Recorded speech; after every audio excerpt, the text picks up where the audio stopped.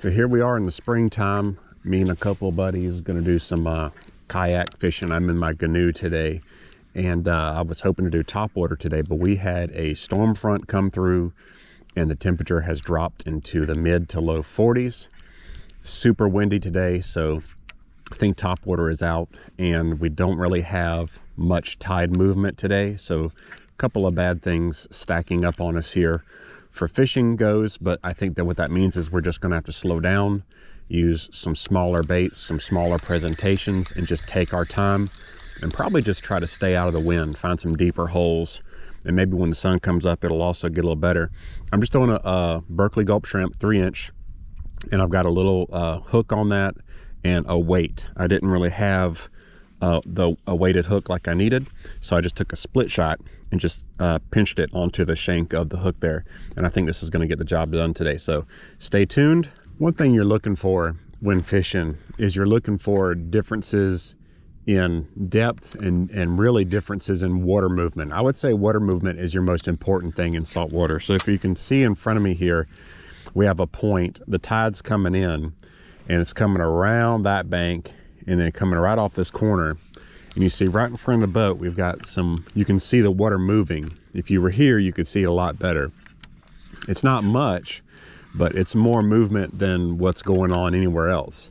Plus, as far as depth is concerned, look at my depth finder there, it says 3.8 feet, and everywhere else it is, you know, 6 inches deep. So to go from 6 inches to about 4 feet of water, that's a good little hole, and it's got good water movement in it, and that's the type of thing that's going to hold some fish.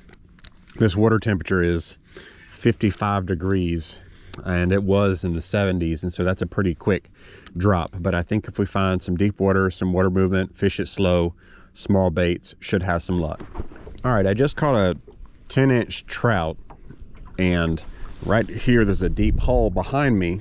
I'm sitting on a sandbar, as you can see, and then against that bank there's about a 4-foot hole. And then this sandbar comes out to a point here with that side, so that creates a bottleneck.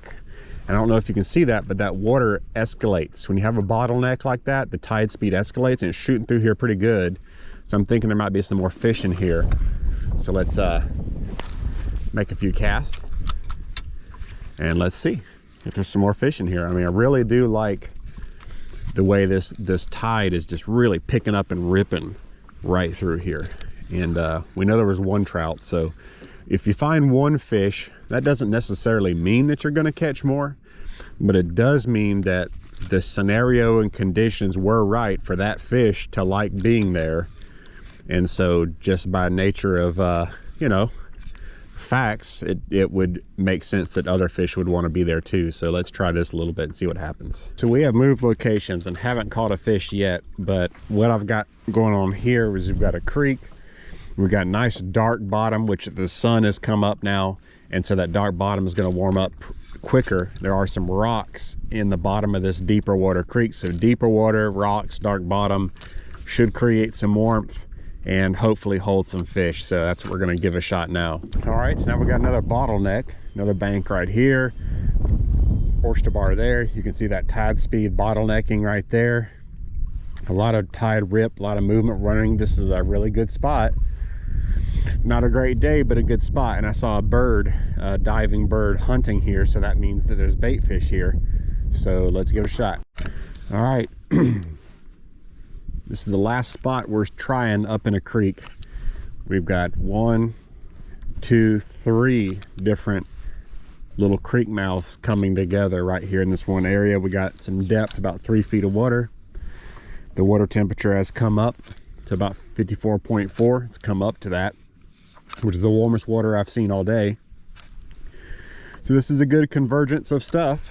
So we'll try this a little bit. If nothing happens, we'll start fishing back toward the boat ramp. Yes, finally got a trout. Stay on. No. Yes! Okay. And it just came off in the boat, which is awesome. I don't think he's going to be big enough, but look at that. Pretty trout. Let's see if there's another one in there.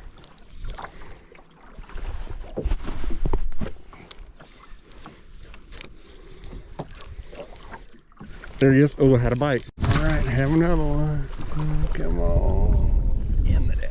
Yes.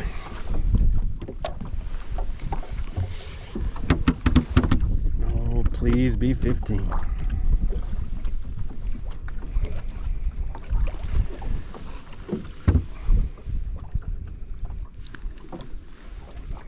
This one I don't think is. All right, I figured out something about these fish. I have caught about 4 fish right here, and unfortunately 2 of them were too small, but 2 of them, there's another one right there. There we go. 2 of them were legal, and this is another trout coming in.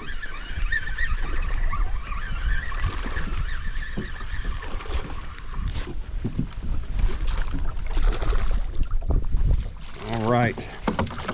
So what I've found, I've caught them on the bottom on Berkeley Gulp, and now I'm using Berkeley Gulp under a popper cork, and they seem to be loving it.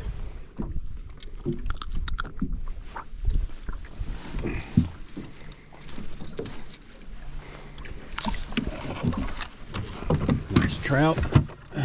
They all seem to be right at 15 inches. I wish they were longer. Quit being slimy. Quit being slimy. Oh yeah, 15. All right. Go out there and get another one. So just throwing that popper cork out, letting it sit for about 10 seconds. And I've got the popper cork about a foot. I've got the Berkeley Gulp on a jig head about 1.5 feet underneath that popping cork. Just pop it a few times and let it sit.